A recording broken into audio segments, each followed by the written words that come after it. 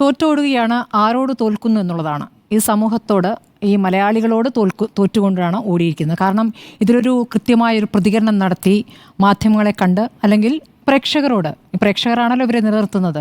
ഇപ്പോൾ നിങ്ങളുടെ തീറ്റയാണ് ഈ ജോലി എന്ന് പറഞ്ഞ് പുച്ഛിച്ച നടനാണോ മന്ത്രിയാണോ എന്ന് സ്വയം വിവേചിച്ചിപ്പോൾ മനസ്സിലാക്കാൻ കഴിയാതെ ഏതാണ് തൻ്റെ രൂപമെന്ന് തിരിച്ചറിയാനാകാതെ ഒരാൾ നിൽക്കുന്നുണ്ടല്ലോ. അദ്ദേഹം പറഞ്ഞത് നിങ്ങളുടെ തീറ്റയാണല്ലോ എന്നാണല്ലോ. അപ്പോൾ അവരുടെ തീറ്റ എന്താണ്? അവരുടെ തീറ്റ എന്താണ്? പ്രേക്ഷകരുടെ അംഗീകാരമാണല്ലോ.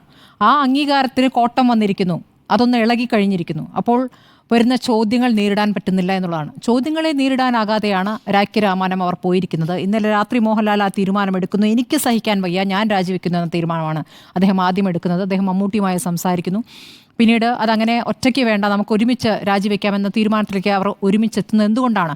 ഇപ്പോൾ സിദ്ദിഖ് രാജിവെക്കുന്നു. സിദ്ദിഖ് അന്ന് വാർത്താ സമ്മേളനത്തിൽ ഹേമ കമ്മിറ്റിയുമായി ബന്ധപ്പെട്ട് നടത്തിയ വാർത്താ സമ്മേളനത്തിൽ പറഞ്ഞ കാര്യങ്ങളെല്ലാം കളവാണ് എന്ന് പിന്നീട് തെളിയുകയായിരുന്നല്ലോ.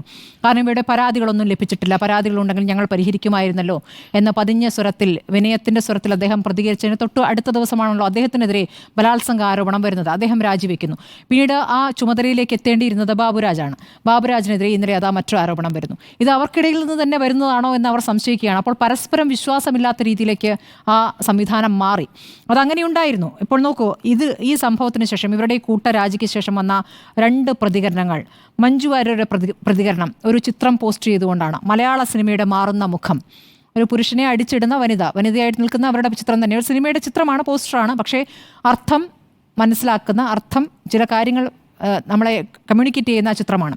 അടുത്തത് WCCയുടെ പ്രതികരണമാണ്. This is our call for action എന്നുള്ള ഒരൊറ്റ വരിയേ ഉള്ളൂ. യഥാർത്ഥത്തിൽ WCCയുടെ പോരാട്ടത്തിൻ്റെ ഏറ്റവും ഒടുവിലെത്തി നിൽക്കുന്ന ഒരു പോസിറ്റീവായ സംഗതി എന്ന നിലയ്ക്കാണ് ഞാനിതിനെ കാണുന്നത്.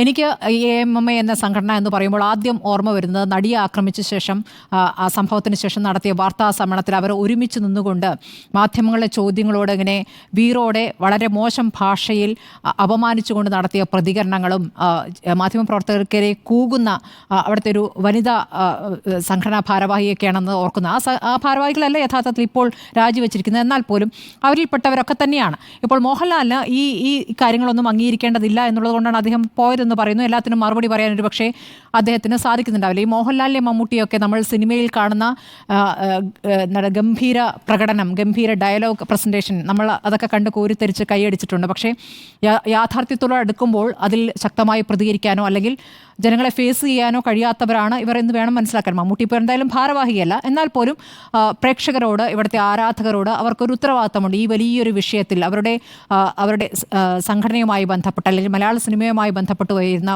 പ്രധാനപ്പെട്ട ആരോപണങ്ങളിൽ പ്രതികരിക്കാൻ അവർക്കൊരു ഉത്തരവാദിത്തമുണ്ട്. ആ ഉത്തരവാദിത്തം അവർ നിറവേറ്റിയിട്ടില്ല. നോക്കൂ, ജയൻ ചേർത്തല വൈസ് പ്രസിഡന്റ് രാജിവെക്കുമ്പോൾ പറഞ്ഞിരിക്കുന്നത്, അമ്മയിൽ എല്ലാവർക്കും സമ്മതമായിട്ടുള്ള പുതിയ ഭാരവാഹികൾ ജയിച്ചു വരട്ടെ, അതാകുമ്പോൾ ആർക്കും പരാതി പറയാനുണ്ടാകില്ല, അമ്മ ഒരിക്കലും അനാഥമാകില്ല. അപ്പോൾ എല്ലാവരും പോയി നല്ല ഒരു പുതിയ സംഘം വരട്ടെ എന്ന് പറയുമ്പോൾ നിലവിലെ സംവിധാനം അത് പരാജയപ്പെട്ടു, അതിൽ എന്തൊക്കെ പിഴവുകളുണ്ടായി എന്ന് അവർക്ക് തന്നെ ബോധ്യപ്പെട്ടിരിക്കുന്നു എന്നുള്ളതാണ്. തിരുത്താനാകാത്ത വിധം, ആ രൂപത്തിൽ തിരുത്താനാകാത്ത വിധം അത് പരാജയപ്പെട്ടിരിക്കുന്നു. അപ്പോൾ ഒരു അഡ്ഹോക് കമ്മിറ്റി, അതായത് ഇപ്പോൾ അവിടുത്തെ പ്രായം ചെന്നവർക്കൊക്കെ കൊടുക്കുന്ന പെൻഷൻ പരിപാടി, കൈനീട്ടം, ചികിത്സാ സഹായം, അതൊക്കെ തുടരാൻ വേണ്ടി ഒരു അഡ്ഹോക് കമ്മിറ്റി തുടരുന്നു.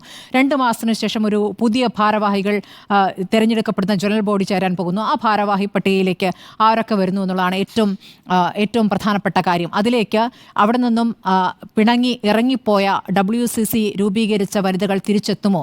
കാരണം താരസംഘടനയാണല്ലോ. താരസംഘടനയിൽ ഫൈറ്റ് ചെയ്ത് നിൽക്കാമെന്ന് തീരുമാനിച്ചുകൊണ്ട് WCCയിൽ തന്നെ ചിലരെങ്കിലും അവിടെ തുടരുന്നുണ്ട്.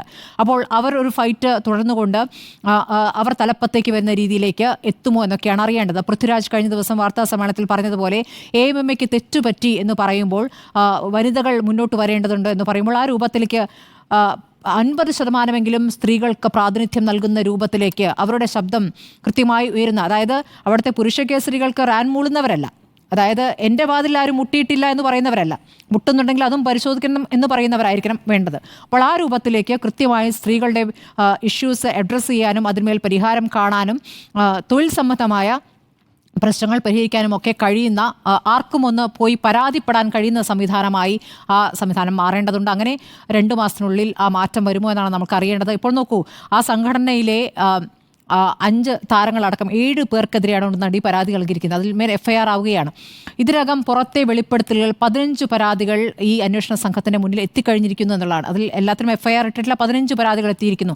അന്വേഷണ സംഘത്തിന്റെ നേരത്തെയുള്ള രൂപീകരണത്തിൽ ചില മാറ്റങ്ങൾ വരുത്തിയിരിക്കുന്നു. 4 IPS വനിതാ ഉദ്യോഗസ്ഥർ, അവർക്ക് കീഴിൽ അവർക്ക് സഹായിക്കാനായി എത്ര വേണമെങ്കിലും വനിതാ പോലീസുകാരെ നിയോഗിച്ചുകൊണ്ട് പ്രത്യേക സംഘം രൂപീകരിച്ച് മൊഴിയെടുക്കൽ, രഹസ്യ മൊഴിയെടുക്കൽ, പിന്നീട് സാക്ഷി മൊഴി രേഖപ്പെടുത്തൽ, അങ്ങനെ അത് വേഗത്തിൽ പൂർത്തിയാക്കി കോടതിയിലേക്ക് പോകേണ്ടത്, പഴുതില്ലാതെ ആ ഒരു കാര്യം പൂർത്തിയാക്കണമെന്നാണ് യഥാർത്ഥത്തിൽ ഇപ്പോൾ അന്വേഷണ സംഘത്തിന് DGP നൽകിയിരിക്കുന്ന നിർദ്ദേശം. ഇതൊക്കെ തന്നെ എന്ന് പറയുന്നത് പുറത്തെ മൊഴിയെടുക്കൽ മാത്രം, പുറത്തെ വെളിപ്പെടുത്തൽ മാത്രമാണ് എന്നുള്ളൊരു യാഥാർത്ഥ്യം അവിടെ നിൽക്കുന്നു. അപ്പുറത്ത് ഹേമ കമ്മിറ്റി റിപ്പോർട്ട് തൊടാതെ അവിടെ നിൽക്കുന്നു എന്നുള്ള യാഥാർത്ഥ്യം കൂടി, അതിലാണ് പ്രധാനപ്പെട്ട മൊഴികൾ നിൽക്കുന്നത്. അതിനെ ഒരു പരാതിയായി ഇപ്പോഴും സർക്കാർ ആലോചിക്കുന്നില്ല എന്നുള്ളതും, ഇപ്പോൾ ആരോപണ വിധേയനായ മുകേഷിനെ സംരക്ഷിച്ചുകൊണ്ട് പാർട്ടി നിൽക്കുമ്പോൾ അപ്പുറത്ത് കോൺഗ്രസിലെ MLA മാർ രാജിവെക്കാത്ത നമുക്ക് മറുവാദമായി ഉന്നയിക്കാമെന്ന് തീരുമാനിക്കുമ്പോൾ ഇവിടെ പ്രതിരോധത്തിലാകുന്ന പാർട്ടിയാണ് CPM ആണ്. കാരണം കോൺഗ്രസുമായി താരതമ്യമില്ലല്ലോ. CPM-ൻ്റെതായ നിലപാടുണ്ട്, സ്ത്രീപക്ഷ നിലപാടെന്ന് ആവർത്തിച്ച് പറഞ്ഞുകൊണ്ടാണ് ഇവിടെ വനിതാ മതിൽ തീർത്തവരാണ്, ഞങ്ങൾ കോൺഗ്രസ്സുകാരെ പോലെയാണെന്ന് പറയുകയാണെങ്കിൽ ഇവർ തമ്മിൽ എന്താണ് വ്യത്യാസം? ഞങ്ങളും നിങ്ങളും ഒരുപോലെ എന്ന് പറയാനാണെങ്കിൽ, അങ്ങനെയാണെങ്കിൽ മുകേഷ് കൊടി വെച്ചുകൊണ്ട് ആദ്യം ഈ വൃത്തികെട്ട ആരോപണത്തിൽ മറുപടി പറഞ്ഞു, കൊടി പോസ്റ്റർ വെച്ചുകൊണ്ട് അല്ലേ, അതിനുശേഷം ആ കൊടി മാറ്റേണ്ടി വന്നു. അങ്ങനെ ഓരോന്നോരോന്നായി മാറ്റേണ്ടി വരുമെന്നുള്ളതാണ്. കാരണം മുന്നണിയിൽ നിന്ന് തന്നെ വനിതാ നേതാക്കൾ, പാർട്ടിയിൽ നിന്ന് തന്നെ വനിതാ നേതാക്കൾ എതിർപ്പ് ഉയർത്തി കഴിഞ്ഞിരുന്നു. PK ശ്രീമതി, ആനി രാജ തുടങ്ങിയവർ എതിർ ശബ്ദങ്ങൾ ഉയർത്തിയിട്ടുണ്ട്. പാർട്ടിക്ക് അത് കേൾക്കേണ്ടി വരും.